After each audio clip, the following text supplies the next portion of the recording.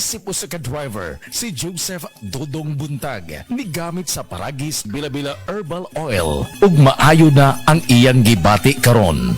Ako, biyahe-biyahe dyan ko. Biyahe ko, mati ito tagom. Kada adlaw gina. Sa panahon nga ulan, init, masugatan ako. Maminhod akong kalawasan.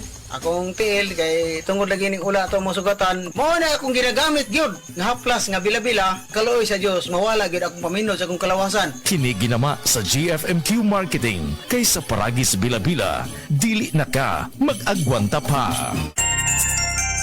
Come to the Metro and you will find everything you need. So keep this in mind. Something smarty. Something smart. Something homey. That's just a start.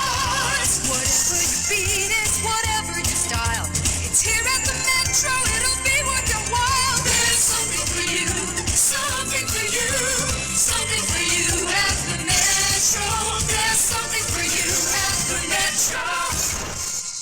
TTX 500 makatabang sa paglibyo sa atong atay, pinaagi sa pagtangtang sa mga toxins gikan sa atong gikaon adlaw-adlaw para sa limpyo ug himsog na atay. TTX 500 adlaw-adlaw. TTX 500 garantisado, highly recommended sa mga eksperto. TTX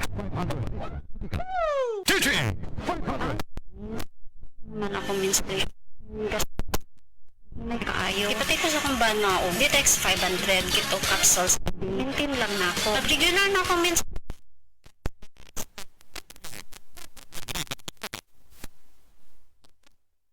Ug mas gipanindot nga Catalyst Ointment ngayon yung gidayeg sukad pa niyatong tuig 1929 karon antibacterial ug antifungal soap na. Ang Catalyst antibacterial ug antifungal soap moayo sa mga bugas-bugas, pahu sa lawas, bungag singot, pangagod, pinakan sa gagmayng mananap, buni, up-up ug uban pang sakit-sakit sa panit. Ang Catalyst antibacterial ug antifungal soap manalipod sa bacterial ug fungal infections. Busa, panalip niya ang iyong panit kada adlaw sa Catalyst soap. Kay ka-epektibo, kay ka maayo, kay ka maraginuton. Okay gyud ang Catalyst soap. Sulfur, zinc oxide, salicylic acid is the generic name of Catalyst soap. Ang Cebu Metropolitan Catholic Mass Media Awards.